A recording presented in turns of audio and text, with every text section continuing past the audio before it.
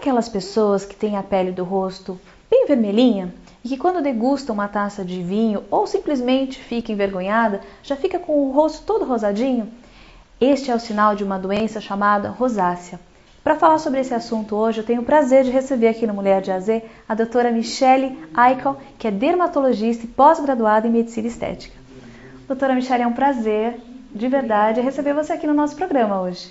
Muito obrigada. Bom, primeiramente, para esclarecer o nosso público, é importante a gente dizer o que é a rosácea.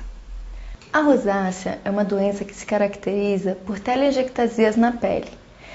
Essas telangiectasias são os microvasos que podem ser em qualquer parte do corpo, só que é muito mais frequente nas áreas expostas ao sol e principalmente no rosto. Essa doença, principalmente na época do tempo seco, ela faz com que a pele tenha algumas elevações, algumas pápulas e fique extremamente irritada. A pele fica ardendo sozinha, ela pode descamar sozinha. E essa doença é extremamente comum e muitas pessoas nem sabem que tem. Até em cima disso, doutora Michele, como a gente faz para ter certeza desse diagnóstico? O diagnóstico da rosácea é clínico mesmo. É no consultório do dermatologista. Geralmente ele vê a lesão, ele vê a pele numa lupa dermatológica ou com o próprio dermatoscópio. E então geralmente ele associa a clínica com o exame físico. Não é necessário mais nada além disso. Então é importante ressaltar que tendo essa reação é realmente ideal consultar um médico para se ter certeza do diagnóstico. Com certeza. E aí como se trata? O melhor tratamento hoje para rosácea é a luz intensa pulsada.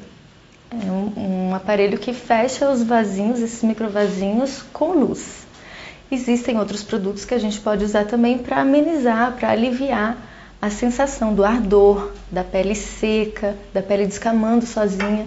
Isso também dá para aliviar com produtos cosméticos. Na verdade, são remédios que a gente geralmente manipula voltado para aquele tipo de pele. Porque a pessoa pode ter rosácea e ter uma pele seca, ou ela pode ter rosácea e ter uma pele oleosa. Isso não impede dela ter rosácea. E aí complica um pouco para tratar, mas trata do mesmo jeito, só que com um produto específico. Bom, a rosácea é só mais um tipo de doença de pele, né? Tem N outras e hoje a gente vai esclarecer um pouco sobre isso também. A acne é considerada hoje ainda o vilão dos adolescentes? A acne é considerada o vilão de muitas pessoas ainda. É o principal motivo dos pacientes procurarem o dermatologista. Durante muito tempo foi considerada uma coisa normal de adolescente. Mas não se pode considerar normal uma bactéria crescendo na pele, fazendo marcas na pele e muitas vezes causando cicatrizes para o resto da vida. Que até hoje em dia, graças a Deus, melhorou muito a questão das cicatrizes também. Bom, e quando a gente fala de cuidados com a pele, a gente já pensa lá o quê? Nas crianças. No caso das crianças, a atenção deve ser realmente redobrada? A criança ela tem uma pele muito mais sensível. Então é claro que tem que cuidar para não machucar essa pele que é extremamente fina e delicada. Mas a criança tem uma hidratação natural dela.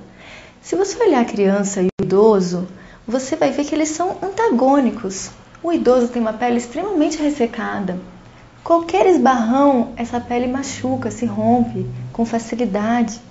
Já da criança, ela é sensível, mas é mais hidratada. Tem uma diferença. Você não precisa se preocupar tanto em hidratar, mas causar uma emoliência para não machucar uma pele que é sensível. Bom, e a questão da alimentação também influencia bastante, né, doutora Michele? O que a gente come reflete nitidamente na nossa pele. Com certeza, o que a gente come reflete quase em tudo, né? Tudo, é verdade. A saudabilidade da pessoa é muito ligada ao que ela come. E é claro, quando a gente se ama, a gente tenta comer coisas que a gente sabe que faz bem pra gente, né? De vez em quando também, não é pecado nenhum, de vez em quando, né, você escorregar, porque tem que ser feliz também, né? Mas não é sempre. São as exceções, né? Só que a maioria das pessoas faz o contrário. Sempre ela não tá nem aí, come o que quiser. E chega um dia ou outro, ela resolve comprar uma coisa mais natural, ela resolve se cuidar e fala que se cuida, mas geralmente é um dia ou outro. Bom, e hoje com esse clima totalmente seco, a meio de toda essa poluição, o que fazer para se manter uma pele hidratada, saudável? O clima está muito seco realmente. Aqui no Brasil o clima é mais seco no inverno. No deserto o clima é seco também no verão.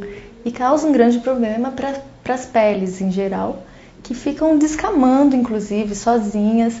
A pessoa sente a pele irritada. E é claro que tem que usar hidratante, mas não é só hidratante, tem que beber bastante água. Existe aí uma questão muito importante que é o filtro solar, né? Então as pessoas sempre questionam, devemos usar o filtro solar sempre? Mas quem tem pele morena também deve usar no dia a dia? Como é que fica tudo isso, doutora Michele? O filtro solar deve ser usado sempre, tanto na pele morena quanto na pele clara. O filtro solar adequado para aquele tipo de pele deve ser usado mais ou menos de 4 em 4 horas. As pessoas tomaram uma aversão muito grande ao sol, mas o bom senso está muito mais no equilíbrio do que nos extremos. Não existem pouquíssimas formas de vida que sobrevivem à ausência de sol. O sol ele não é um vilão tão grande se você conseguir usar o protetor solar, usá-lo nos horários mais adequados, com menos raios ultravioleta, que é antes das 10 da manhã, depois das 2 da tarde ou 3 da tarde, dependendo do horário de verão ou não. Então, existem até doenças que melhoram com o sol, como por exemplo a psoríase. É claro que tudo isso de um jeito ponderado, mas falar que o sol é o maior vilão do mundo e deixar as pessoas dentro de casa, tem que ser feliz também, né, gente? Salvo os casos em que a pessoa está fazendo algum tratamento de pele que não pode tomar sol de maneira alguma. Agora, já que a gente está falando de filtro solar, doutora Michele, qual que é o fator de proteção ideal? O fator de proteção ideal varia um pouco às custas da espalhabilidade. Muitas pessoas sabem que a partir do fator 30, você aumenta o fator de proteção, mas não aumenta tanto a proteção da pele. Mas existem fatores muito altos, porque quanto mais você espalha o protetor, mais abaixa o fator. Então, se você tem um protetor solar, por exemplo, 60, você espalha bastante, ele vai acabar se tornando 30, por aí. Então, o mínimo é o fator de proteção solar 15, mas sem espalhar bastante. Bom, eu adoraria ficar aqui muito mais tempo conversando com a doutora Michele. Tenho certeza que a gente teria muito mais assunto para trazer hoje aqui no programa, mas o nosso tempo é curto.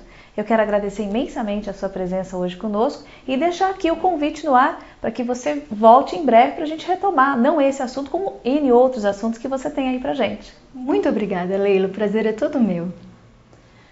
Bom, depois de todas essas dicas, com certeza serve aí um alerta pra gente nesse verão. Então, olha, priorize a sua saúde, cuide sim do seu bem-estar, tome bastante água, se hidrate e aproveita aí o final de semana para tomar água de coco, curtir com a família e colocar em prática essas dicas maravilhosas que ela colocou aqui pra gente hoje no Mulher de AZ.